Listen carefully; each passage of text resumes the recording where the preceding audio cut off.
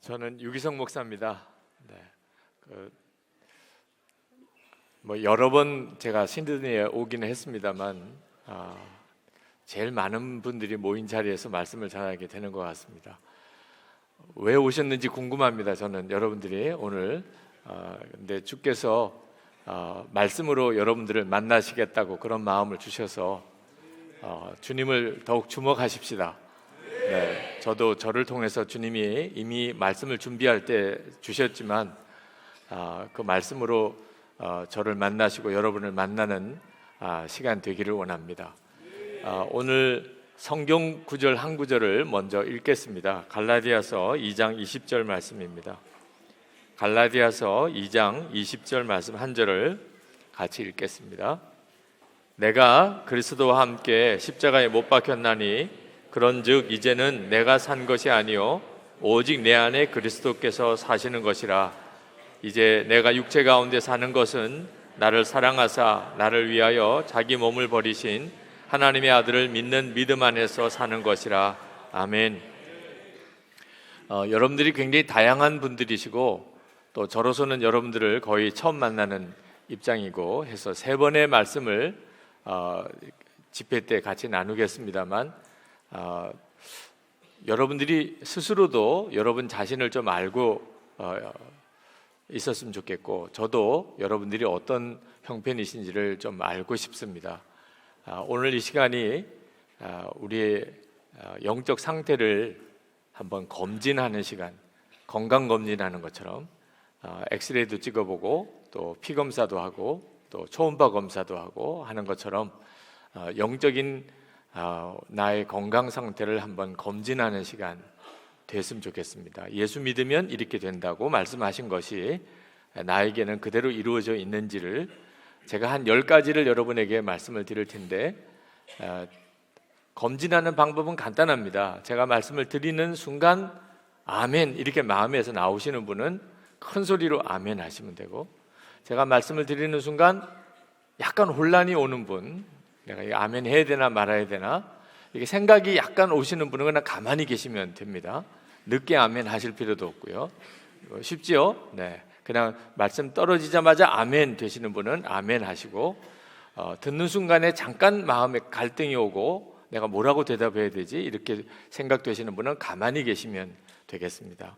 자, 첫 번째로 여러분은 십자가로 인하여 속죄함의 확신이 있습니까? 둘째로 순교할지라도 예수님이 주님이라고 고백할 수 있습니까? 셋째, 예수님께서 마음에 임하셨음을 아십니까? 넷째, 내 양은 내 음성을 듣는다고 했는데 주님의 음성을 들으십니까? 다섯째, 예수님을 믿으니 두려움과 염려가 다 사라졌습니까? 여섯째, 예수님이 목자가 되셨으니 이제 부족한 것이 없습니까? 일곱 번째, 은밀한 죄가 사라졌습니까? 여덟 번째, 지금 죽어 천국에 간다고 해도 준비되셨습니까? 아홉 번째, 원수도 사랑하게 되었습니까? 열 번째, 자아가 죽었습니까? 제가 지금까지 경험한 집회 중에 제일 아멘 소리가 컸어요. 네, 그건 대단한 수준의 성도들이 모인 거라고 해야 하겠습니다. 네, 제가 굳이 이제 더 이상 말씀을 안 드리고 그냥 우리 같이 기도하고 끝내도 얼마든지 성령님 역사하실 수 있는 집회일 것 같아요. 더 이상 말씀을 더 안 해도 여기서 그냥 더 성령의 역사하심을 우리가 개인적으로 다 믿고, 그리고 주님께 더 나아가면 오늘 저녁에 한 2시간 정도 기도 시간만 가지고 끝내도 될 만큼 영적으로 많이 열리신 분들이십니다. 그 점은 충분한 것 같아요. 굳이 따로 설교를 또 듣고 할 필요도 없을 정도로 이미 굉장히 영적으로 열리신 분들이시네요. 그러나 한 가지 분명한 것은 여기 계신 모든 분들이 다 이 10가지 항목에 대해서 다 아멘이 되신 것은 아니라는 사실.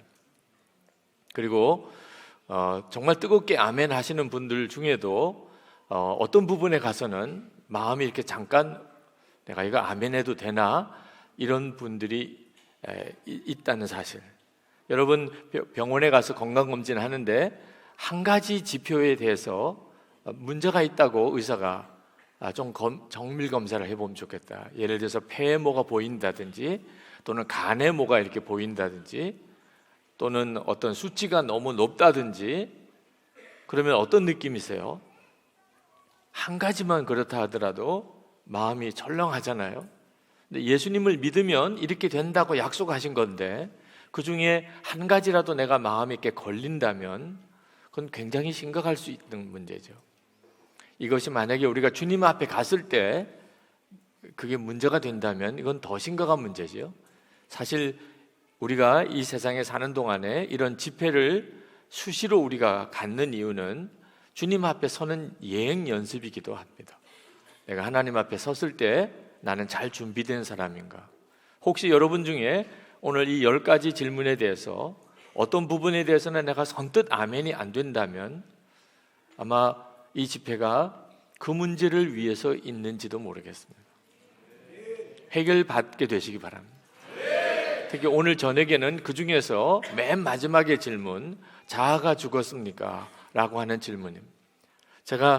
정확하게 제가 잘 듣지 못했는지 모르겠지만 10가지 질문 중에 가장 아멘 소리가 작았던 질문이 10번째, 자아가 죽었습니까?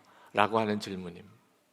사실은 이 문제는 내가 예수님을 믿느냐 안 믿느냐는 것을 구분하는 결정적인 지표입니다. 예수님을 내가 정말 믿느냐? 9가지 위에 있는 내용이 다 아멘이 되어도 마지막 부분에 아멘이 안 된다면 그것은 어쩌면 그 위에 있는 9가지도 본인이 그냥 생각만 그렇게 아멘 하는 거지 실제가 아닐 수가 있습니다. 저는 예수님을 믿고, 저는 아버님도 목사님이고 할아버님도 목사님이셨는데 예수님을 믿고 참 답답한 것이 왜 예수님이 좀 분명하게 역사를 안 해주시는가 하는 것입니다. 어릴 때도 그랬고 제가 목사가 되고도 주님은 정말 함께 계시면서 함께 계시다고 하시면서 왜 역사는 안 해주시는가? 그런데 나중에서야 그걸 깨달았는데 역사를 안 하시는 게 아니고 못 하시는 것이었어요. 예수님은 역사를 하고 싶으신데 못 하시고 계시는 거예요. 많은 그리스도인들이 여전히 주님을 의심합니다. 왜냐하면 역사 안 하시니까. 그런데 우리 주님이 오히려 우리를 너무너무 답답해 하세요. 역사하실 수 없으시니까. 그런지 안 그런지를 여러분과 같이 좀 나누고 싶습니다. 예수님이 가나 혼인 잔치에서 물을 포도주로 바꾸셨지만 그 앞부분에서는 예수님은 아무것도 못 하셨어요. 예수님은 그곳에 계셨습니다. 포도주가 떨어진 것도 아셨어요. 그런데 예수님께서는 아무것도 안 하시겠다고 하셨어요. 이유는 예수님이 그때까지는 손님이셨기 때문입니다. 예수님이 그 자리에 계셔도 예수님이 손님이실 경우에는 그 집에 무슨 일에 대해서 주님이 이래라 저래라 하실 수가 없어요. 그런데 그 예수님의 어머니 마리아가 너무 답답하니까 그 집의 종들에게 예수님이 시키는 대로 하라고. 종이 누구가 시키는 대로 하는 자입니까? 주인이 시키는 대로 하는 자죠. 그러니까 예수님이 주인의 자리에 서신 겁니다. 그리고 실제로 예수님께서 사실 말도 안 되는 지시를 하셨어요. 지금 포도주가 떨어졌는데 물을 항아리에다가 채우라. 그 손발 씻는 정결케 하는 손발 씻는 물통에다가 물을 채우라. 그리고 그 물을 떠다가 연회장에게 갖다 주라. 포도주 병에 담아서. 사실 말도 안 되는 것이니까 하인이 할 수가 없는 짓이죠. 그런데 하인은 주인이 하라는 대로만 하는 자니까 본인이 이해가 되든 안 되든. 그래서 실제로 종이 물을 떠다가 연회장에게 갖다 주지요. 사실 그 맹물을 갖다 주어서 이게 그 수습을 어떻게 하려고. 그런데 물이 포도주가 되잖아요. 예수님이 주인 되심, 예수님이 왕 되심에 사실 물이 포도주가 되는 역사가 일어난 겁니다. 그냥 예수님은 물을 포도주가 되게 만드시는 주님이시지만 반드시 전제 조건이 예수님의 주님 되심, 왕 되심이 전제 조건이거든요. 그렇다면 우리들의 삶을 한번 돌아봐야 되는 겁니다. 왜 예수님은 나와 함께 계신데 왜 내 삶 속에는 물이 포도주가 되는 이런 역사가 안 일어날까? 내 가정에, 내 비즈니스 현장 속에 또는 내 교회에 왜 그런 일이 안 일어나지요? 그러면 바로 점검해 봐야 됩니다. 예수님은 진짜 나의 주님이신가? 제가 이렇게 해외 집회를 나오면 이렇게 호텔에 묵는 경우도 있지만 어떤 경우는 교민 가정에 묵을 때도 있습니다. 대부분 아주 성공하신 가정이에요. 뭐 방도 여러 방이 있어서 강사 숙소 하나 방을 마련하는 거는 뭐 문제가 안 되는 그런 아주 여유로운 교민 가정에 묵을 때가 있습니다. 그러면 꼭 듣는 이야기가 뭐냐면 목사님 집처럼 편안하게 여기세요. 저는 너무 감사하게 그렇게 하겠다고 말씀을 드리지만 한 번도 저희 집처럼 여겨본 적이 없어요. 만약에 제가 진짜 저희 집처럼 여기기 시작하면 그 집사님은 엄청 당황스러우실 거예요. 여러분은 여러분의 어떤 집이 여러분의 집이라고 생각되면 무엇부터 하세요? 일단 다 둘러봐야 되잖아요. 방마다 다 둘러봐야 되잖아요. 화장실도 들어보고 침실에도 들어가 보고 옷장도 열어보고 창고도 열어보고. 아니, 여러분 집이라면 안 그렇게 하겠어요? 근데 저는 제가 묵으라는 방에만 그대로 있습니다. 저는 그 집사님 안방에 들어가 볼 생각도 안 합니다. 그리고 거실에 나올 때도 그 집사님이 거실에 있나 아닌가 문을 조금 열어보고, 그리고 조심스럽게 거실에도 잠깐 나왔다가 냉장고에 물 하나 마실 때도 집사님이 이거 물 하나 마셔도 됩니까? 그렇게 물어보고 마셔요. 그러면 막 야단을 칩니다. 아니, 목사님 집처럼 여기라고 하지 않았나요? 그런데 냉장고에 물을 이렇게 허락을 맡으시려고 하시나요? 전화를 하나 써도 집사님 제가 꼭 전화할 일이 있는데 전화를 좀 써도 되겠습니까? 그러면 막 호텔로 가라 그래요. 목사님 이렇게 불편하게 할 바에야 차라리 호텔로 가시라고. 그러면 너무 미안하다고 집사님은 그렇게 배려를 해주시는데 제가 잘 익숙지가 않아서 그렇다고 또 미안하다고 그러고, 정말 조심조심 그 집에 있다가 집회가 다 끝나고 그리고는 집사님 제가 참 제 집처럼 편안하게 잘 지내고 갑니다. 그러면 또 너무 좋아하세요. 네, 정말 그러셨다니까 다행이네요. 다음에 오실 때도 꼭 저희 집에 오셔서 지내세요. 꼭 그렇게 하겠습니다. 지금 한 번도 더 이상 안 갑니다. 네. 저는 그때마다 생각합니다. 아, 내가 주님을 꼭 이렇게 모시고 있는 거이겠구나. 우리는 예수님을 정말 주님이라고 생각합니다. 그 점에 대해서 조금 더 의심이 없습니다. 우리 스스로는 예수님은 나의 주님이셔요. 그 점에 대해서 의심하는 사람, 다르게 생각하는 사람은 아무도 없을 거예요. 그런데 예수님도 그렇게 느끼시는지는 다른 문제입니다. 내가 예수님을 주님이라고 한다고 해서 예수님도 그래 내가 너의 주님이지 이렇게 생각하실까요? 여러분 안에 오신 예수님의 심정은 어떠실까요? 여러분의 사는 모습을 보시면서 여러분 안에 와 계세요. 예수님이 시키는 대로 다 하십니까? 여러분의 모든 것은 다 정말 주님 것입니까? 주님이 하자는 대로 여러분의 시간과 여러분의 어떤 관심, 재물, 주님 원하는 대로 다 쓰십니까? 기도를 하라고 그래도 때때로는 너무 피곤해요. 말씀을 보라고 그래도 시간이 없어요. 올림픽 경기는 그렇게 보면서, 드라마는 눈이 빠지라고 보면서, 전도해라.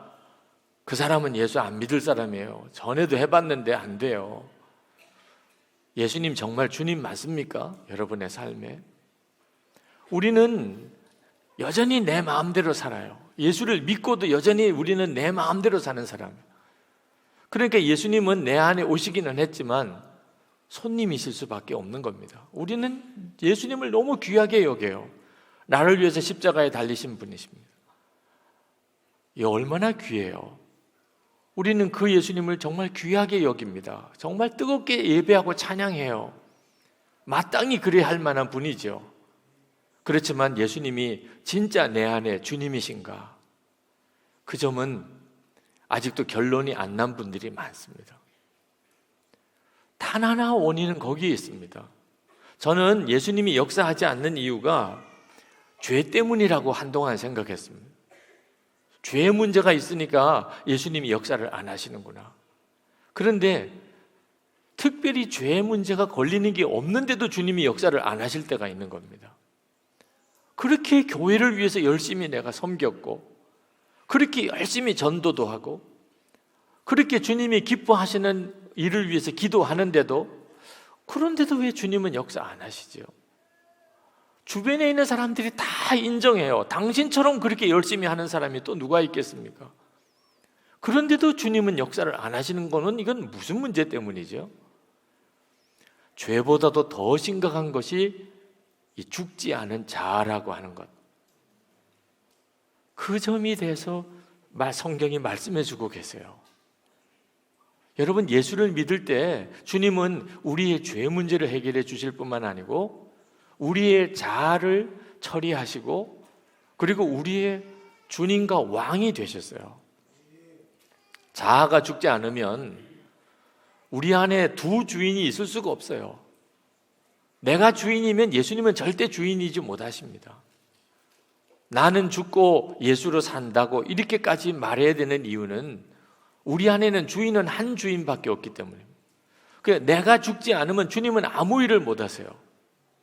자, 여기 계신 분 중에 우리 자매님들, 특히 결혼한 자매님들, 남편과 함께 오신 분들, 제가 한번 물어보겠습니다. 남편을 볼 때마다 예수님 보는 것 같으지요? 왜 어이없어 해요? 아니 남편 되시는 분들, 세상에 어떻게 이런, 아까 아멘은 다 어디 갔어요? 네. 아까는 뭐 결혼 안 한 형제들만 아멘 했나요? 아니, 예수님이 마음에 계시잖아요. 여기 오셨는데 예수님이 마음에 안 계신 분이 누가 있겠어요? 그런데 어떻게 아내가 몰라요? 아니, 아내가 남편의 속을 하루에도 12번도 더 들어갔다 나왔다 하잖아요. 남편 자기만 모르지 아내가 남편을 속속들이 다 알잖아요. 그런데 어떻게 남편을 보는데 예수님을 몰라요? 남편 안에 예수님이 계신데. 자아가 안 죽으니까요. 남편의 자아가 안 죽으면 예수님을 모시고 있는데도 아내도 몰라요. 아내도.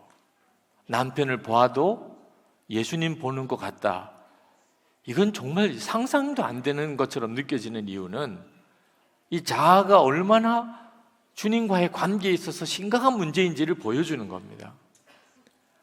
우리 결혼한 남편분들께 물어보겠어요. 아내를 보면 예수님 보는 것 같으시죠?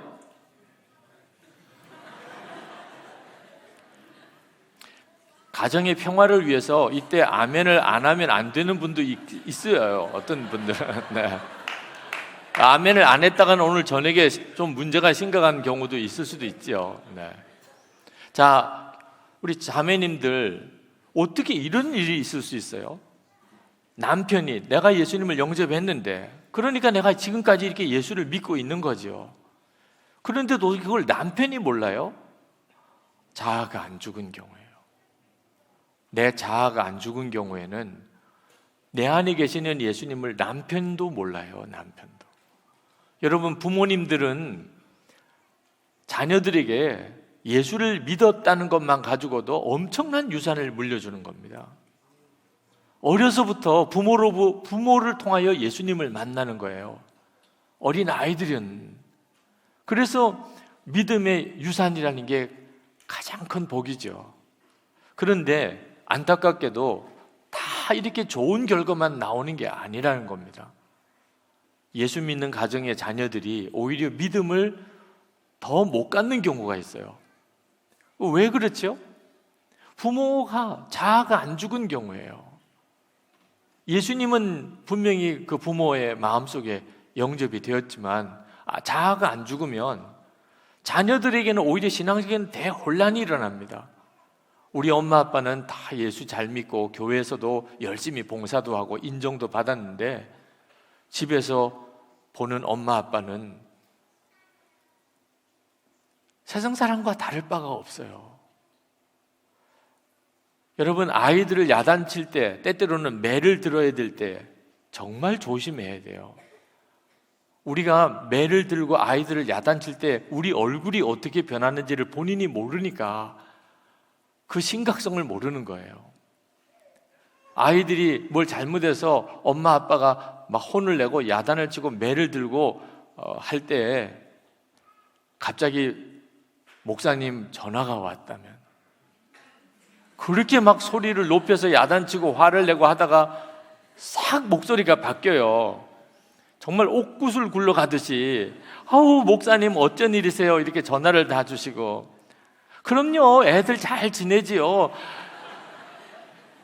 그때 아이들은요 토할 것 같아요. 그 너무 가증하게 보이는 거예요. 어떻게 이렇게 다를 수 있나? 우리 목사님은 우리 엄마 아빠의 진짜를 몰라. 그 아이들이 부모의 예수 믿는다고 하는 그것이 얼마나 복되게 느껴질까요? 너무 가증하게 느껴지는, 예수 믿는 사람은 다 사기꾼 같이 느껴지는 겁니다. 이것은 그 아이들이 예수님과의 관계에 결정적인 악영향을 미치는 거예요. 부모가 자아가 죽지 않으면 아이들이 나중에 다 크면 압니다. 아, 우리 엄마 아빠도 이랬겠구나. 그러나 그때는 너무 늦어지는 거예요.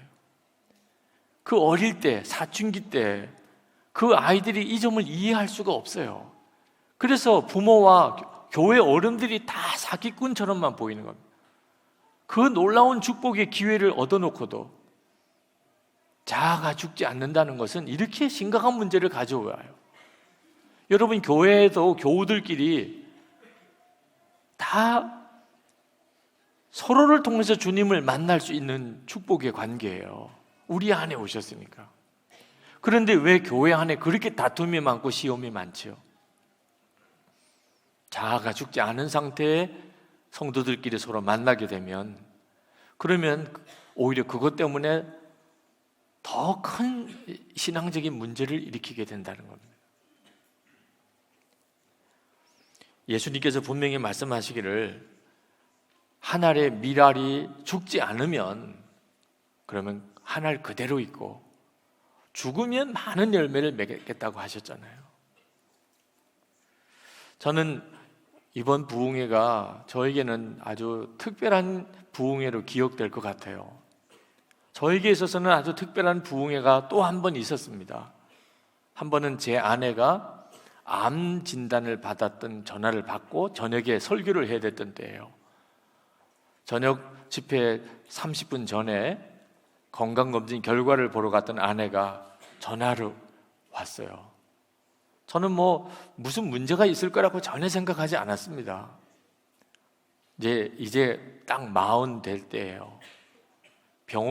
교회에서 이제부터는 건강검진 해야 된다고 그렇게 서두르고 강권해서 할 수 없이 건강검진을 받은 거지, 우리에게 무슨 건강상의 문제가 있을 거라고 전혀 생각하지 않았었어요. 그래서 저는 부흥회 일정에 맞추어서 집회를 인도하고 결과는 제 아내가 보러 간 거죠. 저는 특별한 문제가 없었는데 제 아내는 암이라고, 그것도 종양이 굉장히 큰 암이라고. 여보, 암이래요. 집회 30분 전에 그 전화를 받고 사실은 그 병원 로비에서 일어날 힘이 없어서 그 병원 로비에 앉아 있다는 아내에게 남편이면 달려가야 되잖아요. 그런데 30분 뒤에 이제 저녁 집회가 시작이 됩니다. 그날 저녁 집회가 있을 수가 없어요. 아내 암 진단 받고 내가 이게 무슨 마음으로 설교를 할 수 있을까? 죽음이라고 하는 것이 연상이 되고, 그때 하나님께서 저에게 질문하신 질문이, 너는 죽었다면서 뭐 죽음이 그렇게 두려우냐? 그 말씀에 정신이 차려졌어요. 그리고 오늘 저녁 집회에 오는 사람들 중에 너같이 지금 이런 심정으로 하나님을 붙들기 위해서 오는 자가 있는 걸 모르겠느냐? 저는 한 번도 집회 때 그런 심각한 마음을 가지고 제가 성도들 앞에 선 적이 없었어요. 오늘 오는 성도들의 마음이 이런 마음이겠구나. 오늘도 또 그래요. 지난 월요일에 저희 어머님이 돌아가셨어요. 영성일기 세미나를 위해서 도착을 했는데 갑자기 위도 가시다는 그런 문자가 도착하고 받았어요. 며칠이라도 더 견뎌주기를 부탁을 드렸는데 그날로 그냥 돌아가셨어요. 어머님 장례인데 모든 세미나 일정, 집회 일정 다 뒤로 미루고라도 가야 하는 거 아닌가? 그리고 큰아들인데 말이에요. 그때도 하나님께 기도했어요. 하나님, 이거 어떻게 해야 됩니까? 여기 일정을 다 그냥 죄송하다고 하고 돌아가야, 그때까지만 해도 그런 마음이었어요. 그런데 이미 어머님은 주님 앞에 있다는 것이 너무 선명하게 느껴지더라고요. 그 병원 영안실에 계신 게 아니고 저희 어머님은 주님 앞에 있다는, 제가 이걸 다 취소하고 돌아가면 잘 왔다, 그래 고맙다 이러실까? 너는 죽었다면서, 너 죽었다면서 어떻게 이렇게 하냐 그러실까? 그래서 그 밤에 주님이 기뻐하실 일은 정말 주님 앞에 가서야 평가가 되는 거겠구나. 어떤 분은 이해할 수 없는 분도 계시고 어떤 분은 잘못했다고 할 분도 있겠지만 주님 앞에서 어머님이 말씀해 주실 거라고 믿고, 그리고 제 아내만 급히 그 다음날 비행기로 다시 돌아가고 저는 영성에게 세미나하고 지금 이 집회를 합니다. 여러분, 우리 자신이 자아가 죽는 것과 아닌 것은 우리의 삶 모든 걸 바꿉니다. 존 스타트가 많은 그리스도인들이 여전히 죽지 않은 상태에 머물러 있다고, 그래서 열매가 없다는 거예요. 혼자만 있다는 거예요. 여전히 자기 혼자만, 예수를 믿는 자기 혼자만 여전히 있는, 10년도 20년도 열매가 없이 산다는 거죠. 이유는 죽지 않은 상태에 있기 때문이라고 그랬습니다. 여러분은 정말 여러분의 자아가 죽었습니까? 어느 목사님이 은퇴하시면서 그 인사말을 하시는데 그렇게 말씀하시더라고요. 당신이 평생 목회하면서 집 팔아 바친 교인도 받고 땅 팔아 바친 교인도 받고 피 뽑아서 바친 그것으로 피를 팔아서 헌금한 교인도 받지만 성질 뽑아 바친 교인은 못 봤다고. 여러분은 예수 믿으시고 성질 뽑아 바쳤습니까? 궁금하면 집에 가서 한번 물어보세요. 여보, 나 성질 바친 것 같으지? 대답도 안 하는 배우자도 있을 수 있어요. 말도 안 돼. 네. 애들아, 아빠 성질은 없는 것 같으지? 엄마 성질 없는 것 같으지? 한번 물어보세요. 많은 그리스도인들이 예수를 믿었지만 가족들에게조차 성질도 뽑아 바쳤다고 그렇게 평가를 받지 못해요. 이 성질이라는 게 바로 자아인 거죠. 교회 안에 예수님을 잘 믿지만, 그리고 열심히 봉사도 하지만 자아가 죽지 않은 성도들이 많습니다. 그게 교회를 힘들게 만드는 거예요. 교회를 어렵게 만드는 사람은 새 가족이 아닙니다. 부진신자도 아니에요. 열심히 있는 사람이에요. 충성스러운 사람들입니다. 우리가 교회에서 뭔가 열심히 하려고 하면 내게 집사 직분이 주어졌어요. 권사 직분이 주어졌어요. 장로 직분이 주어졌어요. 나에게 소그룹 리더가 되는 어떤 직책이 주어졌어요. 그러면 우리는 대부분 하나님, 제가 열심히 해보겠습니다. 충성하겠습니다. 그러면 하나님이 기뻐하실 것 같습니까? 하나님은 알아 누우세요. 천사들 보고 이야기하셔요. 어떻게 하냐? 쟤 또 열심히 하겠다네. 여러분, 하나님은 우리가 열심히 한다 그러면 정말 그냥 머리 싸매고 누우세요.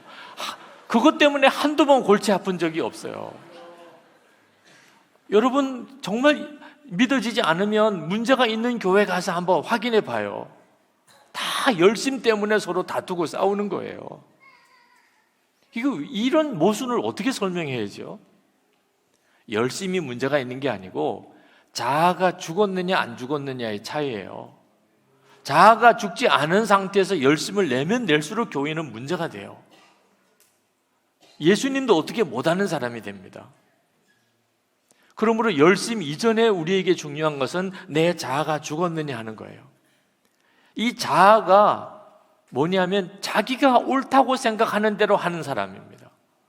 사사기 21장 25절에 사사시대를 설명하기를 그때 당시는 사람들이 각각 자기 소견에 옳은 대로 행하였더라. 내 생각이 옳다고 생각하는 거예요. 이게 함정이에요. 가정의 부부싸움 가서 이렇게 확인해 보면 남편, 아내가 다 자기가 옳다는 대로 하니까 싸우는 거예요. 어느 한쪽도요, 자기가 잘못했다고 하면서 싸우는 사람 없어요. 교회도요, 분란이 생겨서 가보면요, 전부 다 자기가 하는 대로 해야 우리 교회가 잘 된다고 이야기해요. 그러니까 교회 잘 되기 위해서 싸우는 거 다. 그래서 교회 싸움이 생기면 교육자 협의회에서 가서 시상해야 돼요. 주를 위한 열심히 특심하여 싸우기까지 하였기에 이에 표창함, 이렇게 해줘야 돼요. 다 교회를 사랑하는 마음 때문에 자기가 하는 대로 해야 우리 교회가 된다고 생각하기 때문에. 그래서 사실 이 문제를 깨닫기가 어려운 거예요. 이제는 결과를 보고 알아야 되는 겁니다. 결과를. 결국은 싸우고 있구나. 결국은 갈라지는구나. 그러면 정신 똑바로 차려야 돼요. 이건 아무리 내가 잘한다고 해도 결과가 말해주는 거예요. 결과가. 내 자아가 죽지 않으면 내가 아무리 옳은 대로 생각하는 대로 해도 그 다음부터는 완전히 마귀 장난터가 됩니다. 자, 그러면 어떻게 하면 우리 자아가 죽는 거죠? 여기도 또 오해가 있어요. 자아가 죽는 문제. 아, 그래, 목사님 말씀 맞아요. 죽어야 돼요. 여러분, 죽어야 된다는 말이 한편으로는 정신이 차려진 거죠. 그러나 한편으로는 아직도 정확히 이해를 못하는 거예요. 죽어야 된다. 아니에요. 정말 정확한 성경적인 답은 이미 죽었습니다. 박보영 목사님이라고 참 유명한 목사님이 계신데 그 목사님이 의사셨어요. 그리고 주의 부르심을 받고 그가 지금은 목사가 됐는데 그가 의과대학에서 해부 실습할 때 이야기를 하더라고요. 뭐 생체 실험 실습을 해야죠. 의사니까. 그래야 사람을 수술도 하잖아요. 그래서 개를 생체 실습으로 삼아서 마취를 하고 살아있는 상태에서 해부를 합니다. 그래서 장기도 들여다보고 또 수술하는 방법도 서로 훈련하고 그러고 난 다음에는 이제 그 실습용 개를 안락사를 시키죠. 그런데 안락사를 시키는 사람이 그만 깜빡 잊어버렸어요. 그날 실습이 다 끝나고 다들 이제 가운 벗고 옷 갈아입고 나가려고 하는데 이 개가 의식이 돌아온 거예요. 마취가 깨서 이미 몸은 다 갈라놓은 상태, 장기는 다 드러나 있는 상태. 개가 막 너무 아파서 비명을 지르면서 보니까 다들 깜짝 놀란 그 수술대 위에 개가 막 꿈틀꿈틀 거리면서 으르렁거리고 눈에 핏발이 서 있는데 그러다가 개가 그 수술대 위에서 떨어졌어요. 그 바닥을 그냥 피투성이가 돼가지고 기어다니면서 끙끙거리는 걸 누구도 손을 못 대는 거야, 무서워서. 그때 이야기를 하면서 자기가 목사가 되어서 목회를 해보니까 교회 안에 이런 사람이 많다는 거예요. 죽어야지 하는, 온 예배당을 그냥 피투성이가 돼가지고 기어다니는 교인들이 너무 많더라는 거예요. 차라리 확 죽든지 아니면 아예 생생 살아있든지 거의 죽은 상태. 이게 무섭더라는 거예요. 죽어야지 하는 분들 깨닫기는 했어요. 근데 죽은 건 아니잖아요. 죽어야지가 뭐가 죽은 거예요. 이 사람들이 진짜 대책이 안 서는 사람이더래. 죽었나? 그러고 건드려보면 살아났고, 살아있나? 그러면 거의 죽은 상태고. 많은 분들이 이 자아의 죽음을 이렇게 밖에는 이해를 못하고 있는 거예요. 죽어야 돼요, 목사님. 그래요, 목사님 말씀이 맞아요. 아이고, 내가 죽어야지. 이건 하나님의 계획이 아닙니다. 하나님은 그렇게 하라고 이 메시지를 주고 계신 게 아니에요. 우리는 이미 죽은 거예요. 성경이 그걸 말씀해 주고 있어요. 그게 복음입니다. 로마서 6장 3절 4절을 보면 이렇게 말씀합니다. 무릇 그리스도 예수와 합하여 세례를 받은 우리는 그의 죽으심과 합하여 세례를 받은 줄을 알지 못하느냐. 그러므로 우리가 그의 죽으심과 합하여 세례를 받음으로 그와 함께 장사되었나니 이는 아버지의 영광으로 말미암아 그리스도를 죽은 자 가운데서 살리심과 같이 우리로 또한 새 생명 가운데서 행하게 하려 함이라. 여러분은 세례 받을 때 여러분이 이미 예수님과 함께 십자가에 못 박혔다는 것을 여러분이 받아들인 거예요. 그렇게 믿고 세례를 받는 겁니다. 나는 예수님과 함께 죽었다. 앞으로 내가 죽어야지가 아닙니다. 나는 예수님과 함께 이미 죽었습니다. 그 사실을 내가 아멘으로 받아들일 때 세례 받는 거예요. 여러분이 죽었는지 안 죽었는지는 세례를 받았는지 안 받았는지를 보면 아는 겁니다. 세례 받은 사람이라면 이미 죽은 사람이에요. 장례식이에요, 세례식은. 그런데 많은 그리스도인들이 자기가 죽었다는 사실에 대해서 믿지를 못해요. 죽어야 되는 줄로 알아요. 이유는요, 우리가 죽었다는 보증으로 하나님이 우리에게 성령을 보내신 겁니다. 성령에 의해서 오늘 여기까지 와 계신 거예요, 여러분이. 여러분 안에 성령이 오셨으니까 예수님을 주님이라고 고백도 하고 하나님을 아버지라고 부르고 기도도 하는 거예요. 성령의 역사예요, 다. 성령을 보내주셨다는 말은 하나님이 여러분을 죽었다고 인정하시니까, 그러니까 성령이 오신 거예요. 만약에 여러분이 죽었다고 인정하시지 않았다면 성령이 오실 수가 없어요.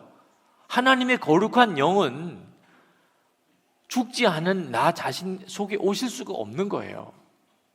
성령을 모시고 사는 것 자체는 확실한 증거예요. 그런데도 왜 우리는 내가 죽었다는 게 안 믿어지지요? 여전히 혈기다 여전히 있고, 만약에 내가 죽었다면 혈기도 없어질 거 아니겠냐? 욕심도 없어지고, 무슨 정욕도 없어지고, 음란함도 없어지고. 그런데 가만 보니까 나는 여전히 혈기도 있고, 여전히 나는 화도 잘 내고, 나는 여전히 유혹도 잘 받고, 아유, 나는 안 죽었나 봐. 많은 분들이 자기 속에 이 육신이 살아있다는 것 때문에 안 죽었다고 생각하는 거예요. 여러분, 성경을 정확하게 몰라서 그런 겁니다. 성경이 말하는 죽었다는 자아는 뭘 말하냐면 육신이 아니에요. 이 육신의 종노릇하는 내 옛사람이 죽은 겁니다. 로마서 6장 6절에 우리가 알거니와 우리의 옛사람이 예수와 함께 십자가에 못 박힌 것은 죄의 몸이 죽어 다시는 우리가 죄에게 종노릇하지 아니하려 함이니. 옛사람이 죽은 거예요, 옛사람이. 이 옛사람과 육신은 다릅니다. 여러분, 예수님을 믿고 그리고 예수님이 여러분의 새 생명으로 사셔도 우리 육신은 여전히 그냥 계속 역사해요. 먹고 싶고 가지고 싶고 높아지고 싶고 이기적이고 정욕적이고 음란하고 혈기가 있는 이 육신은요 여전히 있어요. 그럼 뭐가 달라지는 거죠? 전에는 항상 육신을 쫓아 살았어요. 이 옛사람은 육신의 종이니까, 죄의 종이니까. 그런데 이제 예수를 믿고 나면 육신의 종노릇하는 이 옛사람이 죽은 거예요. 이제는 더 이상 육신의 종노릇 안 해도 돼요. 이제는 완전히 해방됐어요. 육신은 절대 내 주인이 아니에요. 이제는 내 주인은 예수님이세요. 이제는 성령님을 따라 살 수 있게 된 거예요. 그게 바로 예수 믿고 내가 죽었다, 내 자아가 죽었다고 하는 말의 의미예요. 육신의 욕망은 계속되지만 나는 완전히 달라졌어요. 더 이상 육신의 종노릇은 안 하니까. 서울에 가면 드림교회라고 최근에 아주 부흥되는 교회가 있습니다. 김여수아 목사님, 담임 목사님이신데 그 목사님이 멈춤이라는 책을 쓰시고 저에게 추천사를 부탁을 해오셔서 제가 먼저 읽어봤어요. 이 김여수아 목사님이 미국에서 유학을 할 때 그때 어느 교수님 이야기를 하더라고요. 그 교수님이 학생들에게 굉장히 인기가 많았는데 한 가지는 시험 성적이 굉장히 짜다는 거죠. 그렇게 소문이 났더래요. 그래서 그 교수님 강의를 듣고 이제 시험 칠 때 마음에 좀 걱정이 되어서 열심히 시험 준비를 잘 했답니다. 그런데 시험 문제를 받아보고 난감하더래요. 시험 문제 맨 마지막에 뭐라고 질문이 있냐면 당신은 이번 학기에 할당된 독서 과제를 100% 읽었습니까? 예, 아니요. 그렇게 표시를 하게 돼 있는. 예라고 답하면 10점을 더 받습니다. 점수에. 아니요라고 대답하면 10점을 깎아요. 자, 목사님이 솔직히 다 읽지를 못했어요. 교수님이 읽으라고 하는 책들을 다 100% 읽지 못했어요. 그러니까는 아니요라고 해야 돼요. 아니요라고 하면 도무지 A 학점을 받을 수가 없어요. 10점 마이너스가 되니까. 예라고 하면 10점 플러스가 되니까 당연히 A 학점 받을 수 있어요. 목사님이 너무너무 마음이 갈등이 되더래요. 이걸 이해해야 되나 말아야 되나. 그 뒤에 이렇게 또 썼더래요. 만약 당신이 이 질문에 정직하게 답할 수 없다면 절대로 목회를 하지 마십시오. 당신의 인격의 순전함의 결여가 하나님의 영광을 가리게 되고 목회의 치명적인 걸림돌이 될 것입니다. 이렇게까지 썼는데 이거 예라고 할 수는 없잖아요. 그런데 그만 자기도 모르게 예라고 체크를 했어요. 왜? 학점을 따야 되니까. 자기에게는 A 학점이 필요해요.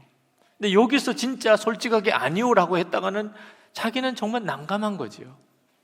결국은 시험지 제출했고 딱 2사람 A 학점 반. 그 중에 한 사람이 이분이 된 거죠. 그러나 그때부터 엄청난 마음의 갈등이 생겨요. 이게 바로 육신을 따라가는 겁니다. 육신의 종노릇 하는 사람은 이렇게 사는 거예요. 그런데 너무너무 마음이 괴로워서 결국은 교수님을 찾아갑니다. 찾아가서 고백해요. 교수님, 제가 사실은 다 읽지 못했는데 예라고 체크를 했습니다. 여러분, 이것이 바로 육신의 종노릇 하지 않는 겁니다. 자아가 죽었다는 의미예요. 교수님이 그 김여수아 목사님에게 점수는 이제 A 학점 취소지요. 그러면서 3년 동안 자기에게 상담을 할 것에 대해서 제안을 했어요. 넌 정말 심각하다. 너 목사가 되면 안 된다. 그런데 조건이 있다. 3년 동안 나하고 상담을 하자. 그러면 내가 너를 도와주겠다. 그래서 교수님하고 상담을 했는데 상담이라는 게 다른 게 아니고 그냥 질문하는 거예요. 지냈던 일에 대해서 질문. 근데 참 입장 곤란한 질문만 하는 거예요. 예라고 대답하기가 너무 어려운, 아니오라고. 그냥 목사님의 가장 예민한 부분들, 부끄러운 부분들, 그런 부분에 대해서 너 대답해라. 했냐 안 했냐. 그때마다 이 김여수아 목사님은 그대로 이야기하기가 너무 부끄러워서 거짓말로 이야기하고 싶은 충동이 계속 일어나요. 그때마다 교수님이 지금 너가 나에게 정직하게 이야기하지 않는다면 넌 목회하지 마라. 너는 틀림없이 문제가 많은 사람이 될 것이다. 그래서 3년 동안 그 교수님하고 대화하면서 정직하게 이야기해야만 됐어요. 결국 그러면서 김여수아 목사님은 자기 자신의 온전함을, 이제는 사람들 앞에 자기가 정직하게 자기 모든 것을 다 나누어도 괜찮을 사람으로 자기가 준비되었노라고. 여러분, 우리의 자아가 뭐냐면 죽지 않은 이 옛 자아는 육신이 원하는 대로만 끌려가는 겁니다. 예수님을 믿고도 이렇게 사람들이 사는 거예요. 거짓말 할 때는 입장 곤란하면 그냥 거짓말 하는 거예요. 아무도 안 보면 은밀한 죄에 빠지는 거예요. 그저 마음에 화가 일어나면 그냥 화를 내는 거예요. 우리 주님은 결코 그 사람에게 주님일 수가 없는 거죠. 근데 여러분 아십니까? 이미 육신은 더 이상 우리의 주인 노릇 할 수 없는 신분이 됐어요. 예수님의 십자가 때문에. 내가 육신이 나에게 유혹을 해올 때 유혹 자체가 없는 것을 기대하지 마세요. 육신이 나에게 유혹해 올 때 내가 NO! 할 수 있는 예수를 믿었으니까. 나는 너가 원하는 대로 나는 가지 않아. 그게 바로 나는 죽었습니다라고 하는 고백이에요. 나는 너가 원하는 대로 가지 않아. 너는 내 주인이 아니야. 그런 은혜를 받은 거예요. 우리가 예수를 믿었다는 말은. 여러분 절대로 속죄 받은 믿음으로만 만족하면 안 됩니다. 나는 모든 죄의 사함을 받았어. 이건 너무나 귀한 은혜예요. 복음이죠. 그러나 십자가의 복음은 속죄에만 머무르는 게 아닙니다. 죄의 육신의 종로로 닫은 옛사람도 죽은 거예요. 그리고 이제부터는 나는 성령님을 따라 살 수 있게 되어졌어요. 전적으로 하나님이 다 해놓으셨어요. 여러분 옛사람의 죽음은요 노력해서 얻는 게 아니에요. 내가 죽어야지 하다 보면 언젠가 죽어지는 단계가 오는 거 아니에요. 많은 그리스도인들이 여기서 좌절하고 있어요. 목사님 나는 안 죽었나 봐요. 이것도 믿음인 거 아십니까? 나는 안 죽었나 봐요. 여러분이 죄사함 받았다는 거 믿습니까? 첫 번째 질문이에요. 10가지 점검 중에 여러분은 예수님의 십자가로 속죄함 받았음을 믿습니까? 제가 기억하기는요 가장 아멘 소리가 컸어요. 한국 교인들은요 속죄의 믿음은 확실해요. 그건 믿음으로 얻는다고 그렇게 정말 알고 있어요. 조금 더 의심하지 않아요. 나는 속죄함 받았어. 그런데 여러분 똑같은 믿음이에요. 왜 10번째 자아가 죽었습니까? 이 질문에 대해서는 아멘이 안 되나요? 여러분 어떤 사람이 예수를 처음 믿었는데 자기는 속죄의 믿음이 안 생긴대.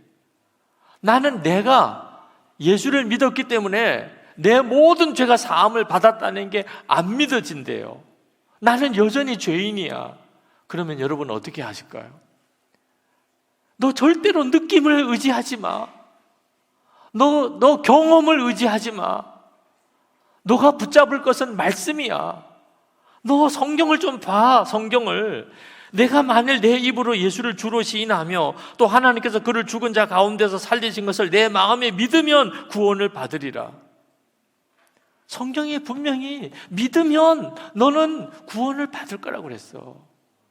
너 죄사함 받았다는 거 그냥 믿기만 하면 돼. 그렇게 안 하시겠어요, 여러분?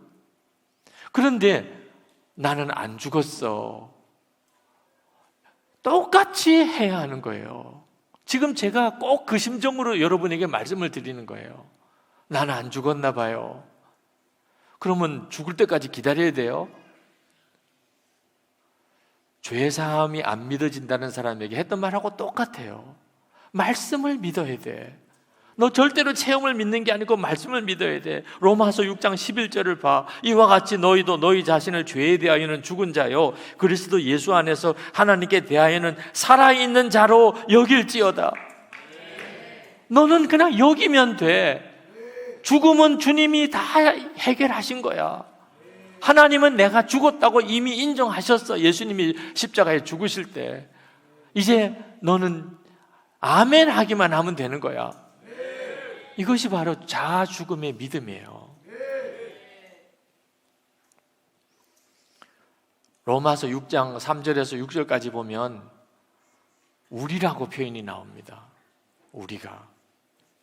그런데 갈라디아서 2장 20절에는 내가라고 바꿨어요.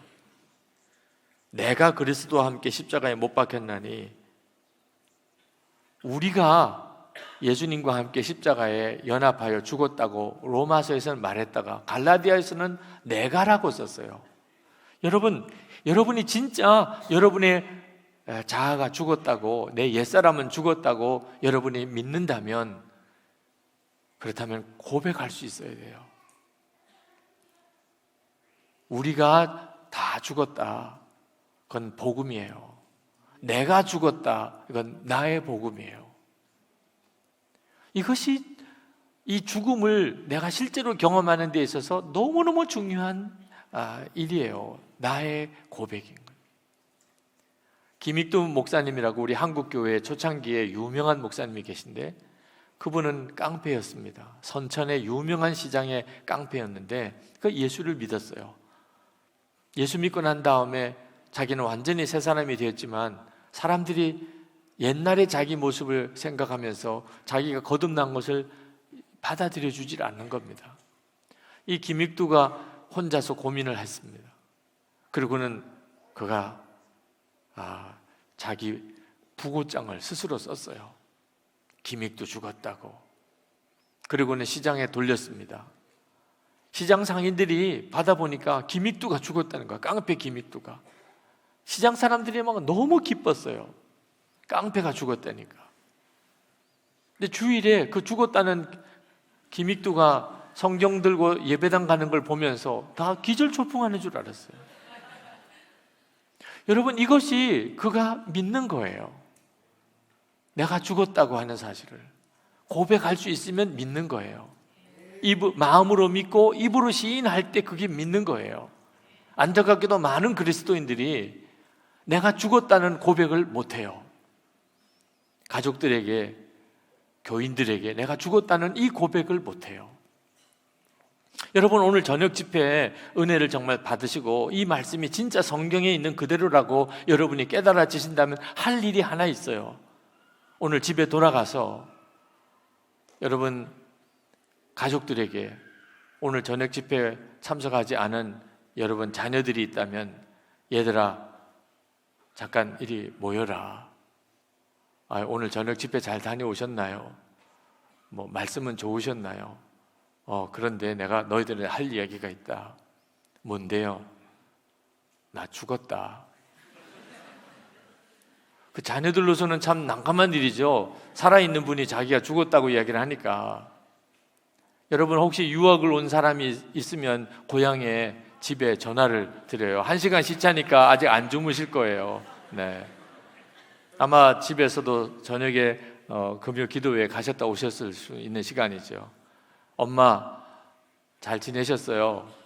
자주 전화 못 드려서 미안해요. 오늘 제가 부흥회 갔다 왔는데요, 그런데 드릴 말씀이 있어요. 저 죽었어요. 여러분, 내일 여러분 직장에 돌아가서 여러분의 상사에게 저 정말 드릴 말씀이 있습니다. 저 죽었습니다. 여러분, 이렇게 한다는 일이 참 우리에게는 어색해요. 그리고 이상한 사람 취급을 받을 것 같아요. 그러나 바로 그때부터 자기가 정말 믿는 거예요. 여러분이 죽었다고 이렇게 고백하면 사람들이 다 여러분들을 좋아할 거라고는 착각하지 마세요. 여러분들이 죽었다고 고백하는 순간부터 여러분은 아주 이상한 사람 취급을 받을 거예요. 복음은 세상과 전혀 안 맞는 거예요. 세상 사람들이 이해할 수가 없어요. 갑자기 여러분은 광신자 취급을 받을지도 몰라요. 같은 교인들끼리도 그래요.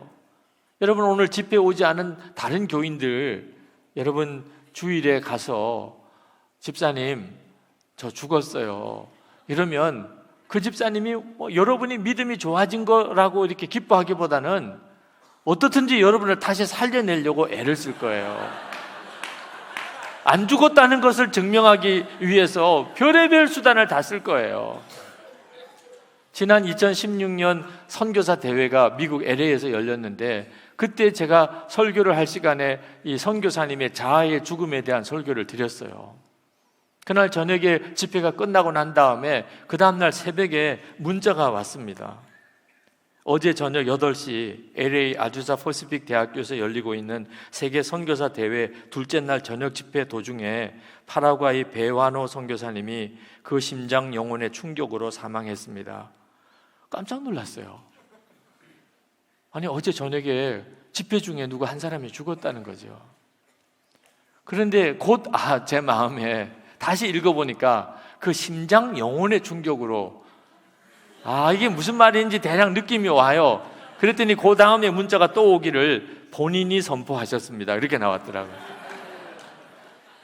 본인이 저녁에 말씀을 듣고 바로 결론 삼아서 그것을 자기 아는 모든 사람에게 문자로 다 보낸 거예요. 베와노 죽었다고. 근데 반응이 너무나 뜨거워요. 갑자기 어디서 장례식을 치르느냐, 그런 일이 어디 있느냐, 그러면서 그러니까 막 엄청 술렁이었어요. 그러다가 나중에 이제 본인이 이제 갈라디아 2장 20절 말씀을 결론 삼고 본인이 고백한 거다. 그러니까 거기에 이제 여러 가지 댓글이 달립니다. 나도 한때 그랬던 적이 있었어. 아무리 그래도 그렇지 너무 심했다. 이런 식으로 쭉 나와요. 사람을 이렇게 놀래킬 수가 있냐? 너 잘났다는 식으로 막 빈정거리는 댓글이요. 대부분 다 그 선교사님 아는 분들이에요. 불신자가 하는 이야기도 아니고 나는 죽었다는 말을 막 화를 내는 거예요. 어떻게 그렇게 말하느냐는 거죠. 어떤 분은요, 진짜 죽은 게 아니래요. 그럼 가짜로 죽은 거예요. 진짜 죽은 게 또 아니래. 또 진짜 죽은 게 목사님 이게 진짜 죽은 거 아니래요. 세상에 복음의 진리에 대해서 이런 반응이에요, 기독교인들이. 그러니까 나는 죽었다는 이 고백이 진짜 죽은 거 아니래. 왜 우리 시대에 하나님의 부흥이 없으며 주 예수님이 우리와 함께 역사하심이 없는지를 그대로 보여주는 거예요. 여러분들이 나는 죽었다고 고백하면 처음에는 다 이렇게 각오하셔야 돼요. 사람들이 환영하지도 않고 이해하지도 않고. 그러나 여러분이 이제는 정말 이것이 성경인가, 이것이 전자 복음인가 하는 것만 중요한 거예요. 그동안에 왜 부흥이 없이 우리는 살았죠? 왜 우리의 삶에는 물이 포도주가 되는 역사가 안 일어나지요? 우리는 예수님을 분명히 모시고 사는데도, 그래서 예배 드릴 때마다 우리 마음에는 감동이 있는데도 왜 주님은 예배만 받으시고 역사는 안 하시죠? 못 하시고 계셨던 거예요. 우리가 복음 그 자체로 믿지를 않으니까, 한 번 내 입에서 나는 죽었다는 고백이 안 나오니까. 한 번은 제가 미국에서 집회를 끝내고 어느 가족과 함께 차를 타고 이제 숙소로 저를 호텔에다가 데려다 주려고, 사위는 앞에서 운전을 하고 저는 옆에 앉았고 뒤에 그 장모님 되시는 분하고 따님하고 이렇게 앉아서 가는데, 이 사위 되시는 분이 운전하고 가면서 뒤에 있는 장모님에게 그러더라고요. 장모님, 저 죽었습니다. 그랬더니 그 장모님 되시는 권사님이 할렐루야!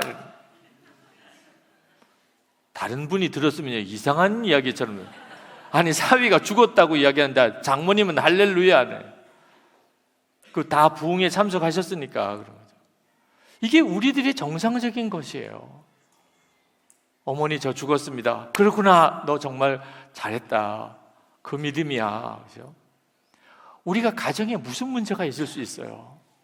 교회 안에 무슨 문제가 있을 수 있나요? 그때부터 우리는 경험해요. 부활의 주님이 나와 함께 계신 게 맞구나. 여러분의 삶 속에, 개인의 삶에, 가정 안에, 교회 안에 부활의 주님이 정말 우리와 같이 계시는 거예요. 예수님의 죽음하고만 연합됐나요? 우리가 부활의 주님과 연합했다고 했잖아요.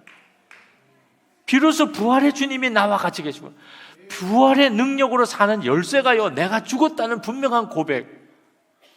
무슨 문제가 있을 때마다 어떤 사람 앞에서도 저는 죽었습니다.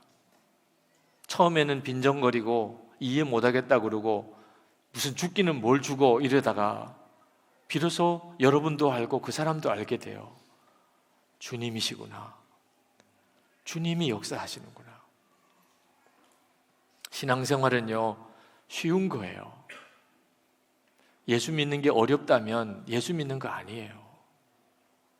많은 그리스도인들이 신앙생활 하는 게 힘들다, 예수 믿는 것도 너무 짐이다, 완전히 이상한 복음을 믿고 있는 거예요. 이유는 하나예요. 내가 죽었다는 사실을 안 믿고 죽지 않은 자아로 하나님이 기뻐하시는 삶을 살려니까 그렇게 힘든 거예요. 제가 한번 신대원 전도사님들 집회에 갔어요. 기도하는데 신대원 전도사님들의 마음에 임지 문제 때문에 너무 괴로워하는 것을 알겠더라고요. 한국이 지금 심각해요. 교회는 적지요, 신대원 전도사님들은 많이 배출되지요. 그런데 주님이 책망을 하시더라고요. 왜 임지가 없다고 그러냐? 아직도 예수 안 믿는 사람이 삼천리 반도 곳곳에 얼마나 많은데, 너희들이 먹고 사는 걱정 때문에, 그것 때문에 임지가 없다는 거지. 얼마나 예수 안 믿는 사람 많고 교회에 없는 곳이 많은 줄 아느냐. 그래서 제가 설교 때 그 마음을 그대로 전했어요. 여러분이 임지 때문에 걱정하는 것은 여러분이 먹고 사는 걱정 때문입니다. 여러분이 정말 예수님 안에서 이미 죽은 사람이라면 무슨 먹고 사는 게 걱정입니까? 여러분이 죽었다고 믿으면 모든 것이 다 임지입니다. 여러분 월급 생각하고 집 생각하니까 교회에서 못 받아주는 겁니다. 월급 안 받아도 되고 집 없어도 되고 교회에서 철야하고 없으면 굶고, 여러분이 딱 마음 정리가 되고 나면 어느 교회가 안 받아주겠네요. 가고 싶은 교회 마음대로 갈 수 있다. 월급 안 줘도 돼요, 집 안 줘도 돼요, 전도만 할게요. 그럼 어느 교회에서 안 받아주겠냐고. 거기까지만 이야기하고 마쳐야 되는데 막 너무 흥분이 되니까 정말 갈 데가 없으면 우리 교회로 와요 이렇게 했어요. 예를 들면 그렇다는 거죠. 예를 들면 우리도 월급 줄 수도 없고 지금 예산상 뭐 집 줄 수도 없으니, 그러나 월급 안 받겠다 그러고 집 없어도 된다는 전도사는 얼마든지 웰컴이라고요. 근데 한 7분이 왔어요. 7분이. 목사님 은혜 받았습니다. 저는 정말 아무것도 필요 없어요. 전도만 할게요. 어디든지 시켜만 주세요. 제가 설교를 했으니 참 난감하죠. 장로님들하고 회의를 했습니다. 이런 분이 7분이나 우리 교회에 오겠다는데 어떻게 하면 좋을지 모르겠다고. 장로님들이 5분 만에 다 받자는 거예요. 아니 여러분, 월급 안 줘도 된다 그러니까 인사 문제가 아무 걸리는 게 없어요. 그래서 그냥 교회 7분이 인사를 드렸어요. 교우도 여러분, 이제 이분들이 우리 교회 전도사님들이십니다. 그러나 월급은 안 드려도 목사가 되도록은 해야 되잖아요. 감리교회는 이제 교단에서 파송을 해야 되니까 제가 감리사님에게 7분 전도사님을 우리 교회에 파송해 달라고 연락을 드렸더니 우리 감리교 교단법에 월급을 안 주면 파송을 못 하는 거예요. 교역자에 대한 사례비를 교회가 책임을 져야 그 교회에만 파송할 수 있다는 거예요. 아니 난감해졌어요. 인사까지 다 시켰는데 이거 어떻게 해야 돼요? 다시 장로님들하고 모였더니 2시간이 넘도록 결론이 안 나요. 이게 사례비 문제가 걸리니까. 그런데 장로님 한 분이 이 젊은 전도사들이 생활비 다 안 받아도 된다고, 그러고 전도만 하겠다고, 나를 써만 달라고 이렇게 하는데, 아니 우리 교회가 지금은 예산이 없지만 하나님이 주실 거 믿고 사례비 우리가 책정합시다. 다른 장로님들도 뭐 2시간 동안 회의를 해도 결론이 안 나는데 장로님 한 분이 턱 그렇게 담대하게 믿음으로 말씀하니까 결국은 사례비 다 드리기로 하고는 이제 교회에서 사역자로 세웠는데, 아마 그 1년 동안 혼났어요. 그 갑자기 7분 전도사님 사례비하고 숙소하고 마련해 드리나. 근데 교회 안에 엄청난 부흥이 일어났어요. 여러분 아마 잘 상상이 안 될지도 모르겠어요. 먹고 입고 사는 거 다 주님께 진짜 맡기고 나는 죽었습니다 이렇게 고백한 주의 종들이, 그들이 다 젊은 전도사들이지만 그들이 얼마나 공동체를 바꿔내는지를. 저는 설교 열등감이 엄청 강했던 사람이에요. 제가 부산에서 자랐습니다. 서울의 신학교에 갔는데 어린이 1학년 때 어린이 설교를 하는데 부산 사투리가 막 섞여 나오니까 서울 애들이 막 설교를 진행을 못 하겠어요. 한마디만 하면 따라하고 한마디 하면 따라하고. 제가 고등학교 다닐 때까지 굉장히 성격이 내성적이라 목사는 돼야 되겠지만 설교가 늘 자신이 없었는데 사람들 앞에 서서 말한다는 게 저에게는 굉장히 참 마음의 두려움이었거든요. 어린이들 앞에 설교 한번 해보고는 완전히 좌절했어요. 나는 설교에 능이 없구나. 나는 설교하면 애들도 이렇게 핍박을 해요. 어른들 앞에서는 어떻게 설교를 하겠어요? 1학년 때 부산 사투리를 바꿨어요. 밤마다 라디오 들어가면서 그 음악 프로그램, 저는 음악을 좋아하지도 않지만 아나운서 멘트 따라 하느라고 밤마다 음악 프로그램 들어가면서 따라하고 아나운서 멘트 따라하고 억양이 어디서 차이가 나는지 그거 고치느라고. 그래서 말이 이렇게 느려졌어요.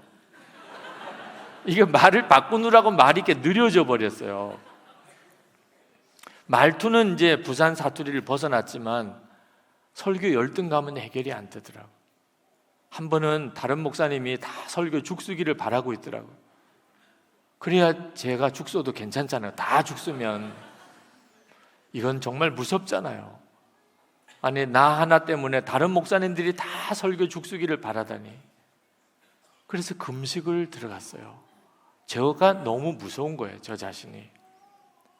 그때 하나님이 제 열등감을 해결하신 말씀이 고린도전서 1장 27절부터 29절 말씀입니다. 그러나 하나님께서 세상에 미련한 것들을 택하사 지혜 있는 자들을 부끄럽게 하려 하시고 세상에 약한 것들을 택하사 강한 것들을 부끄럽게 하려 하시며 하나님께서 세상에 천한 것들과 멸시받는 것들과 없는 것들을 택하사 있는 것들을 폐하려 하시나니 이는 아무 육체도 하나님 앞에서 자랑하지 못하게 하려 하십니다. 이 말씀을 큐티하는데 이게 안 넘어가요. 말씀 자체는 몇 번 읽었던 말씀이고 알지만 믿어지지가 않는데, 하나님은 약한 자를 택하시고 미련한 자를 택하시고 없는 것, 천한 것, 멸시받는 것을 일부러 택하여 쓰신다는데 하나님이 꼭 그렇게 하실 이유가 있나? 이왕이면 말 잘하는 사람이 더 설교자로 더 크게 쓰임 받잖아요. 이왕이면 지혜로운 자가 하나님 앞에 더 크게 쓰임 받잖아요. 저는 자꾸 그런 생각이 들어요. 여러분은 하나님이 약한 자, 미련한 자, 없는 거, 멸시받는 거, 천한 거 정말 일부러 택하신다고 믿으세요? 그거 믿으시면요, 여러분 자녀들이 낙제해 오면요 막 기쁨이 충만해요. 하나님의 택한 자예요. 주일에 그 기쁜 소식을 온 교우들하고 나누면서 떡을 해서 잔치를, 하나님이 주목하는 아이예요. 멸시받는 걸 택한다고 그랬잖아요. 만약에 1등을 해가지고 왔다, 올 A다, 그러면 회개 금식 들어가야 돼요. 하나님, 우리 아이는 버리셨습니까? 왜 얘가 이렇게 공부를 잘합니까? 여러분은 그렇습니까? 어느 집사님이요, 초등학교도 못 다닌 집사님이 열등감으로 완전히 그냥 마음이 멍들어 계세요. 똑똑하고 재주도 많은데 그 학력 때문에 고아로 자라나서 제대로 주민등록도 안 되고 그래서 초등학교도 못 다닌 분이에요. 상담을 하는데 울기만 울어요. 결국 말을 꺼내놓고 보니까 가방끈이 짧다는 거야, 자기가. 저는요, 가방끈 짧은 게 그렇게 울 이유인 줄을 모르겠더라고. 긴 거 사면 되잖아요. 아니, 가게 가서 가방끈 긴 거 사면. 가방끈 짧은 게 어떤 사람에게는요 정말 죽는 것 같은 고통이더라고요. 말씀 그대로 안 믿어서 그런 거잖아요. 하나님이 약한 자를 쓰신다고 그랬는데 말씀 그대로를 믿으면 그게 왜 문제가 돼요? 혹시 이 자리에 여러분 중에 가장 지금 멸시받는 분, 여러분 교회에서 가장 천한 분, 이제 어지간히 교우들끼리 알고 나면 학력도 알게 되고 집안도 알게 되고 재주도 알게 되고 재산도 서로 좀 알게 되고 아잖아요. 내가 가장 없고 모자라고 못 배웠고, 이번 주일에 감사헌금 드리세요. 주님, 나군요. 몰랐어요, 주님, 몰랐어요. 나를 하나님이 주목하시, 나네요, 나. 그렇다니까요. 여러분이 정말 멸시받고 천한 사람이라면 여러분이에요, 하나님은 택한 자가. 그냥 믿고 기다려 보세요. 그럼 여러분을 통해서 정말 주님의 역사가 나타나요. 온 교회가 다 알아요. 그럴 만한 사람이 아니었다는 걸.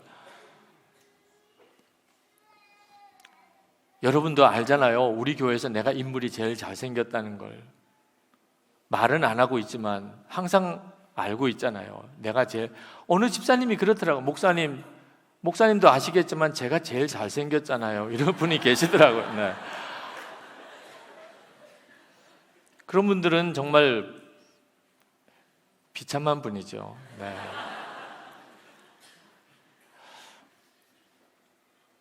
저는 설교의 열등감이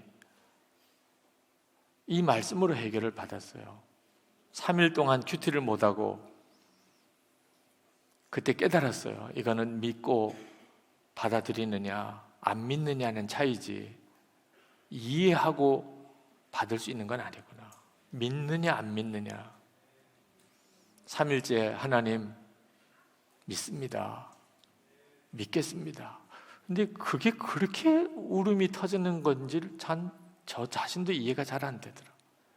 성경책을 가슴에 끌어안고 그냥 방바닥에 머리를 꼬나 박아서 울었어요.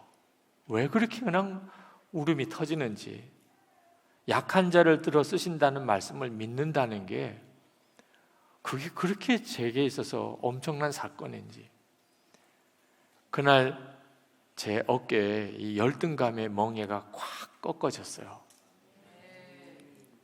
더 이상 설교할 때 내가 설교를 잘하냐 못하냐 이 문제를 신경 안 쓰게 됐어요.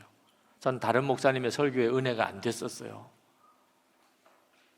화만 나요. 설교 잘하는 목사님 설교 들으면 화가 나요. 어떻게 저분은 저렇게 설교를 잘하신대. 근데 그날 이후로는 아무 상관이 없어졌어요. 하나님은 그분은 그분대로 쓰시고 저는 저대로 쓰신다는데 말을 좀 버벅거리고 아주 능수능란한 언변은 없지만 그냥 하나님의 복음 그대로를 전할 수만 있다면 그것으로 충분하다. 부족해도 연약해도 그것 때문에 내가 너를 쓰는 거다. 그래서 말씀 전할 때 저는요 다른 분보다 몇 배나 더 말씀 준비가 힘들어요. 저도 어떤 때는 설교 준비가 이렇게 길어야 되나 그런 생각이 들 때도 있어요. 그런데 그렇게 힘드니까 저는 원고를 쓸 때도 독수리 타법이에요. 어떤 분은 정말 잘 치더라고요. 네. 근데 저는 독수리 타법이니까 다른 분보다 몇 배나 더 시간이 많이 걸리는데 그러다 보니까 좋은 게 하나는 외워지는 거예요. 그 하나하나 수정하느라고 또 수정하느라고 하다 보니까 결국은 외워지더라고요. 네. 참 놀라운 것은 그 다음부터 하나님께서 저에게 말씀 사역을 통해서 쓰시기 시작하시는 거예요. 여러분, 저 자신의 어떤 못난 점, 부족한 점에 계속 매여 있는 게 옛사람이에요. 그것 때문에 슬퍼하고 좌절해하고 낙심하고 부끄러워하고 그렇게 사는 게 옛사람이에요. 죽지 않는 자아예요. 그런데 말씀 그대로를 받아들이니까 이제는 말씀을 따라 반응해요. 말씀을 따라. 바로 이것이 새 사람이에요. 나는 죽었습니다. 하나님이 그 고리를 풀어주셨어요. 옛사람에 묶여 사는 그 고리를 하나님이 십자가로 완전히 해결하셨어요. 이제는 정말 믿기만 하면 돼요. 여러분이 정말 살아가는 동안 가정에서나 교회에서나 여러분에게 필요한 것은 여러분 자신의 열심, 여러분 자신의 최선 아니에요. 오직 주 예수님, 여러분 안에 계신 주 예수님이에요.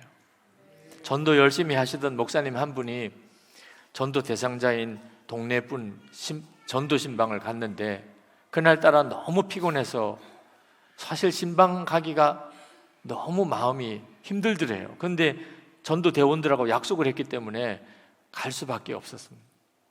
가면서 엉뚱한 생각이 들어요.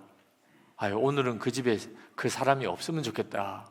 전도 가면서도 그 사람 없어야 빨리 오늘 집에 일찍 퇴근하시잖아요. 목사님도 술주정뱅이 알코올 중독자예요. 한번 이게 붙잡히면 말을 끊임없이 한 몇 시간도 들어야 돼요. 근데 그 집에 가서 문을 두드렸는데 반응이 없어요. 갑자기 마음에 기쁜 생각이 드는 거예요. 전도하러 가신 목사님이, 이분이 전도 열심히 하시는 분이에요. 그래서 전도 강사로도 다니시는 분. 그런데 본인 마음에 오늘 이 사람이 없구나. 그러나 같이 간 교인들에게 그런 내색을 할 수가 없어서 정말 난감한 것처럼 어떻게 하면 좋으냐고. 그래도 몇 번 더 두들겨 봐야죠. 한 번 하면 안 되잖아요. 그래서 두 번째 해도 대답이 없고, 세 번째도 대답이 없고, 마지막 7번까지는 해봐야지. 7번째 두들길 때는요, 정말 없었으면 하는 간절한 기도까지 나올. 정말 없어요. 그래서 그 문 앞에서 기도하고 그리고 돌아오셨는데, 그날은 아무렇지도 않았고 일찍 퇴근하는 게 그저 좋으셨죠. 그 다음날 새벽기도 나가서 새벽기도 하는데 주님의 말씀이 들렸어요. 이놈아, 너는 어째서 목사의 마음으로 전도하냐? 처음에는 무슨 말인지 못 알아들었어요. 너는 어떻게 목사의 마음으로 전도하냐? 내 마음으로 해야지, 내 마음으로. 그리고는 얼마나 그 새벽에 우는지. 부부 사이에도요, 남편 마음으로 아내를 대하고, 아내 마음으로 남편을 대하고, 부모 마음으로 자식을 대하고, 참 이것 때문에 다 주님이 역사를 못 하시는 거예요. 교회에서도요, 그저 목사의 마음으로, 교인의 마음으로, 이런 수준으로 우리가 최선을 다하니까 주님이 아무 역사를 못 하신 거예요. 주님의 일을 다 우리가 회방해 놓고 있는 거죠. 이 마음을 품으라. 너희 안에 이 마음을 품으라. 곧 그리스도 예수의 마음이니. 빌립보서 2장 5절 말씀. 이것이 답이에요. 그때부터 우리는요, 주 예수님은 지금도 우리와 함께 계시다 알게 돼요. 그 삶은 정말 놀라운 것이에요. 나는 죽고 예수로 사는 것의 핵심은요, 예수로 사는 데 있는 거예요. 나는 죽는 데 초점이 있는 게 아닙니다. 그래서 많은 분들이 나는 죽고에서 걸려 넘어져요. 저건 너무 어려운 말씀이야. 아닙니다. 복음이에요. 예수님으로 살기 위하여 하나님이 우리에게 통과하게 하는 십자가예요. 오늘 밤에 여러분이 바로 그 은혜를 누리기를 원합니다. 나는 죽었다 그러면 언젠가는 죽어지는 겁니까? 아니에요. 절대로 이거 주문 아닙니다. 심리적으로 조작하는 것도 아니에요. 나는 죽었다는 말은요, 하나님이 이미 이루어 놓으신 일을, 아멘! 하나님이 엄청난 놀라운 일을 행하셨어요. 우리가 더 이상 죄의 종로로 하지 않도록 우리의 옛사람을 예수님이 십자가에서 같이 죽으셨어요. 할렐루야!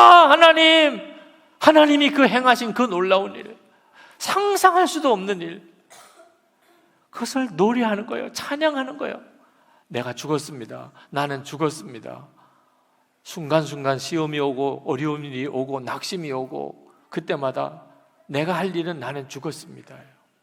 그때부터 주님의 역사가 일어나기 시작해요. 여러분 혹시 답답한 일이 있으세요? 도무지 주님이 일하시지 않는다고 느끼는 것이 있습니까? 부부 사이에, 또는 자녀 문제 때문에, 또는 친척 중에, 또는 교우 관계 속에, 비즈니스에서, 목회하면서 하나님이 우리에게 주신 유일한 열쇠는요, 여러분의 죽음을 고백하는 겁니다. 그 다음부터는 여러분의 주님, 여러분의 왕, 여러분의 생명이신 예수님께서 비로소 이제 일하기 시작하세요. 할렐루야. 오늘 그 주님을 바라보시는 눈이 열리기를 축복합니다. 더 이상 죽지 않은 자아에 매여서 주님 뜻대로 살아보려고 무익하게 애쓰는 자가 되지 말고, 주님, 저는 이 시간에 믿음으로 받아들입니다. 주님, 저는 이제부터 내 죽음의 노래가 되겠습니다. 모든 순간에 내 고백이 되겠습니다. 그 다음 주님 역사해 주세요. 주님 원하시는 대로 하세요. 저를 통해 마음껏 역사하세요. 여러분 잘 아는 찬송 같이 부릅시다. 305장 나 같은 죄인 살리신 그 찬송을 같이 부르시겠습니다. 너무 잘 아는 찬송이라 꼭 자막을 보지 않으셔도 될 것 같습니다. 여러분의 마음의 중심의 고백이 하나님께 올려지기를 원합니다. 찬송 후에 우리 기도하시고 끝내는 시간을 따로 정하지 않겠습니다. 여러분의 죽음을 정말 마음으로 받아들여지고 예수님으로 사는 게 진짜 복음이라는 게 성령의 역사하심으로 분명히 믿어지게 되는 역사가 일어납니다. 아, 이거 답이구나. 이게 내게 복음이구나. 이게 내 기쁨이구나. 하나님께서 그 은혜를 주실 때까지 성령님의 역사하심에 전적으로 맡겨보시기 바랍니다.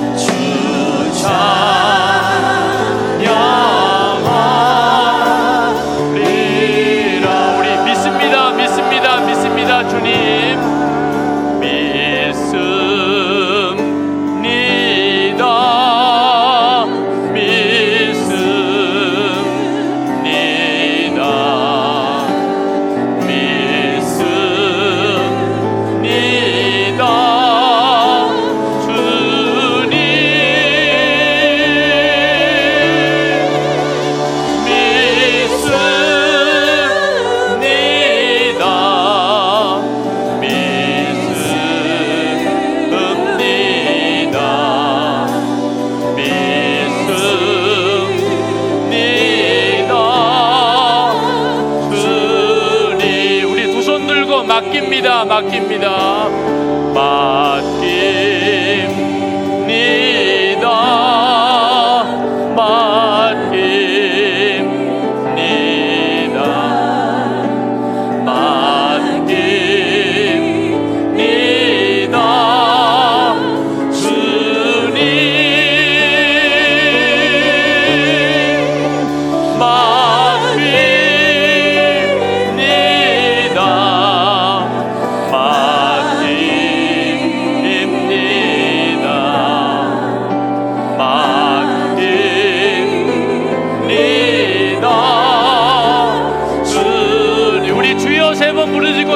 원합니다. 주여, 주여, 주여. 할렐루야. 그곳을 나오신 하나님 감사합니다. 하나님의 능하신 전의 은혜, 선의 하나님, 저들 하나님 붙드시고 역사하신 주님, 아버지 하나님, 오늘 시간에 주의 말씀과 하나님 성령의 놀라우신 역사하심으로 하나님 주의 사랑하는 성도들 위해 주의 놀라우게 임하여 주시기를 원합니다. 하나님 더 이상 우리 자신으로 살지 아니하고 하나님 오직 주 예수님의 생명으로 주 예수님 주님 되셔서 하나님 왕 되셔서 하나님 살기를 원합니다. 하나님 저 인생에 하나님 우리 포도주가 되는 기적이 일어나 하나님의 놀라운 역사가 우리 가운데 일어나며 하나님 놀라운 능력이 우리 가운데 임하며 하나님 놀라운 권능이 우리 가운데 임하며 하나님의 놀라운 역사가 우리 가운데 임하게 되기를 갈망합니다. 하나님 물론 주님의 손을 얹으시고 하나님 머리머리에 주의 손을 얹으시고 하나님 머리머리에 주의 손을 얹으시고 말씀으로 하나님 임하시고 성의 놀라운 능력으로 임하시고 주의 권능으로 임하시고 하나님의 놀라우신 하나님 주의 놀라우신 하나님 역사 주의 놀라우신 권능을 하나님 충만하여 주시기를 원합니다. 아버지 하나님 주의 하나님 놀라우신 능력 하나님 놀라우신 은혜 하나님 부으시기를 원합니다. 하나님 크신 은혜로 도와주시기 원합니다. 주의 놀라운 권능으로 도와주시기 원합니다. 하나님 놀라운 은혜로 도와주시기 원합니다. 아버지 하나님 주께서 하나님 말씀하셔서 주 예수님 이 시간에 친히 결심하게 하소서 깨닫게 하소서 아직도 하나님 의심하는 자들 하나님 말씀이 하나님 흘러넘게 하시고 아직도 주저하는 자들 하나님 흘러내리게 하시고 아버지 하나님 이제는 정말 하나님 고백하시고 하나님 믿으며 하나님 승인하는 자들이 일어나게 하시고 하나님 진정을 하는 주의 복음으로 일어나는 자들 진정으로 주의 복음으로 사는 자들 되게 하여 주시기 원합니다. 청년들에게 젊은 목회자들에게 하나님 주의 주님을 불러내사 하나님 주시기를 원합니다. 하나님 그 표적과 증거로 하나님 보증시들이 하나님 한국교회 하나님 주의 세계를 일방에 하나님의 놀라우신 은혜 놀라운 하나님의 역사를 이루시기를 원합니다. 우리 포도주가 되는 지금도 하나님 성도들 안에 하나님 일어나 교회와 같은 주님과 동행하는 삶 주님의 은혜의 삶 하나님 역사의 삶 우리 가운데 부어주시기를 원합니다. 나의 하나님 믿게 하소서 사모함에 갈급한 마음 믿게 하소서 사모함에 갈급한 심령 믿게 하소서 주신 은혜로 도와주시는 하나님의 삶 믿게 하소서 주의 능의 삶 믿게 하소서 하나님 능력의 삶 믿게 하소서 아버지 원합니다. 놀라우신 주의 은혜 역사하신 주의 은혜 놀라우신